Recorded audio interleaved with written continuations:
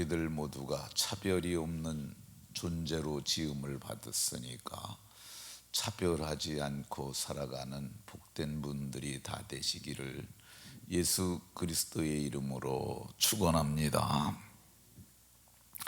본문 11절에 보면 헬라인이나 유대인이나 할례파나 무할례파나 야만인이나 스구디안이나 종이나 자유자나 차별이 없느니라 이렇게 말씀합니다.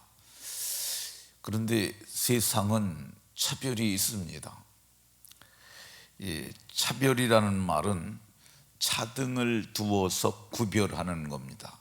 그러니까 차등을 두어서 구별하는 것. 회사에도 가보면은 차등이 있지 않습니까? 직급의 차이가 있지 않습니까?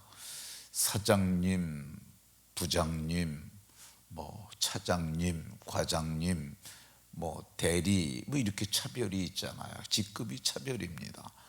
공무원도 9급, 7급, 6급, 5급, 4급 이런 식으로 차별하지 않습니까? 이 세상은 차별을 합니다. 그런데 최근에 발의된 차별금지법이라는 법이 있어요. 차별하지 말자 이런 법입니다. 그걸 입법화하는 거야. 근데 겉보기에는 굉장히 좋아 보입니다.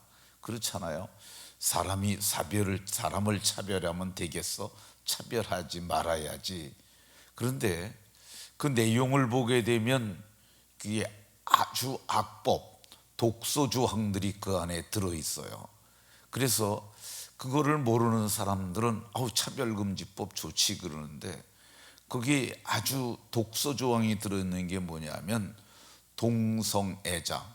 동성애자는 동성끼리 성이 같은 여성이 여성을 남성이 남성을 같은 동성끼리 동성애 사랑의 자죠. 동성끼리 연애하고 성관계하고 무분별하고 무질서하고 부도덕한 삶을 사는 사람들도 차별하지 말자 이렇게 얘기를 합니다. 그러니까 이게 차별금지법이 좋은 게 아니에요. 근데 성경을 보면 사도께서는 차별이 있을 수 없다고 말씀합니다. 근데 사실 바울 사도께서 이 편지를 쓰실 때 차별이 없었냐? 차별이 있었습니다. 오늘 본문에서 말씀하시는 헬라인이나 유대인들은 이 민족적 차별이 있었어요. 이 헬라인들은 당시에 아주 탁월한 지식을 갖고 있었어요. 그걸 헬레니즘이라고 얘기를 합니다. 이 소크라테스라고 하는 사람 많이 들어보셨잖아요. 근데 고대 철학을 들어가서 공부를 하면 첫 번째 나오는 게 헬라 철학이에요. 그게 소크라테스, 플라톤, 아리스토텔레스 그렇게 이어오는 그 사람들은 아주 탁월한 지적 능력을 갖고 있었어요.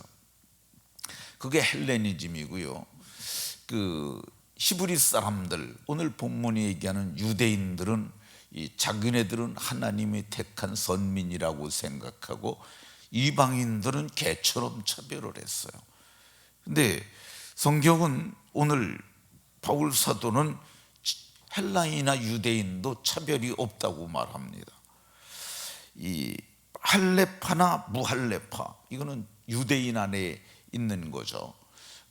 이방인들도 포함될 수가 있습니다. 할례는 하나님께서 아브라함에게 이 하나님의 백성이 된 증표로 유대인에게만 준 표식입니다.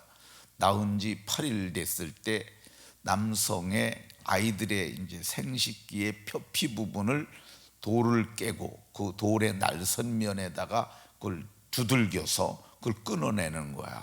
그걸 할례라고 그러는데 그 언약의 백성의 증표죠. 할례가 없는 백성들은 언약 공동체에서 끊어진다고 얘기를 했는데 유대인들은 차별을 하는 거야.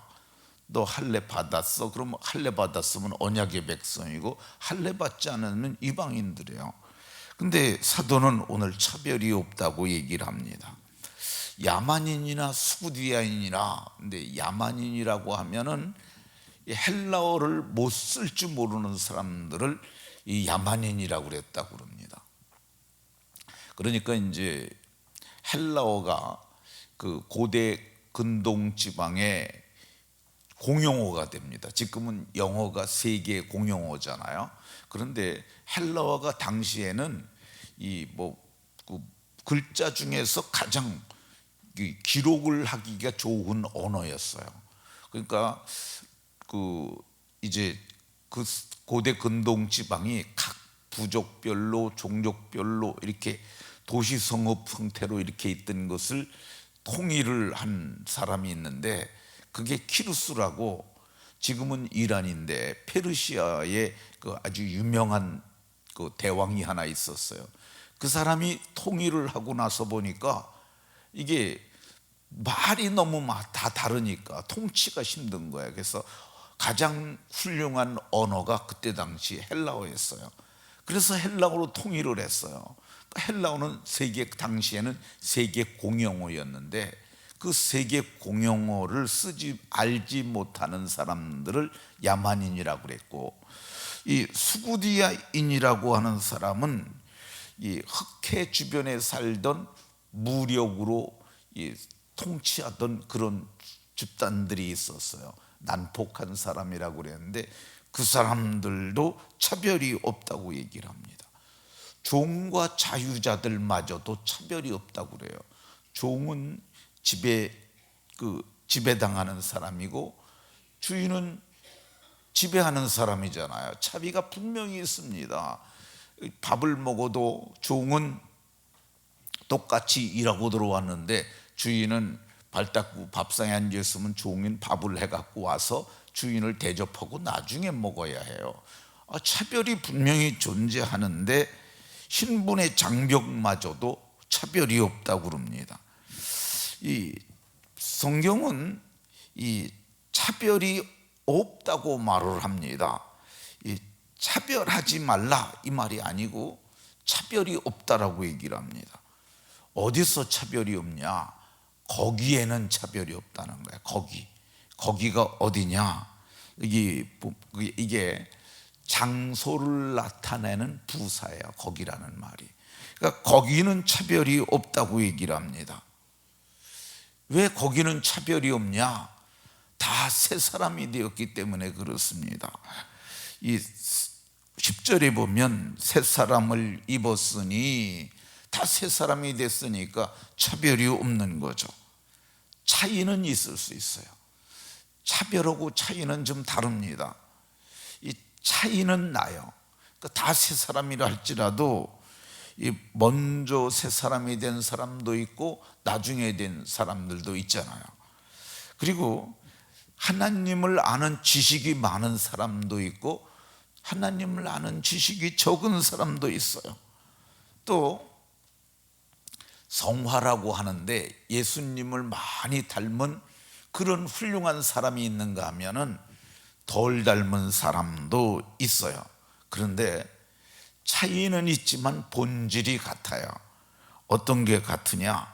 새 사람을 입었으니 이렇게 말씀하잖아요. 새 사람이 입었음이 같습니다.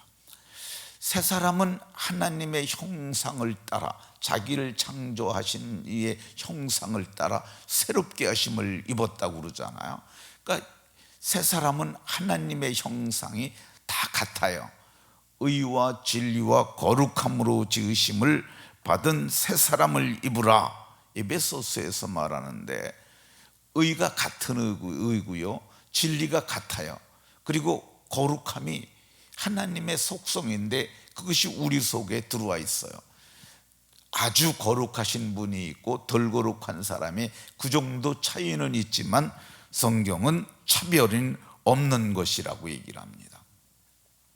로마서 3장 22절에 보면 모든 사람에게 미치는 하나님의 의인이 차별이 없느니라. 예수님을 믿으면 모두가 의롭다 하심을 받습니다. 그러니까 모든 전에 지은 죄를 다 간과하세요. 간과라는 말은 다 덮어버린다는 뜻이에요. 그러니까 예수님의 피로 다 덮어버리시고 하나님이 기억조차 하지 않으세요. 그리고 하나님께서 우리에게 믿으니 의롭다라고 칭해 주시는 거야. 그러니까 이거는 차별이 없는 거야. 여기 우리 함께 예배하는데 어떤 분은 돈이 많을 수 있어요. 어떤 분은 돈이 적을 수 있어요. 뭐 그런 건 차이죠. 그러나 우리에게 같은 게 있는데 믿음으로 의롭다 하심을 받은 것이 같습니다. 그러니까 교회는 서로를 존귀하게 여기며 서로 사랑하며 복되게 살아야 하는 줄로 믿으시기 바랍니다. 기도합니다. 하나님, 이 새벽에 말씀을 통하여 차별이 없는 것을 알았습니다. 하나님께서 우리를 의와 진리와 거룩함으로 새 사람을 지었으므로 차별이 없는 것을 알았습니다. 이제는 우리가 차별하지 말고 서로 사랑하며 서로를 귀하게 여기도록 복 주옵소서. 매일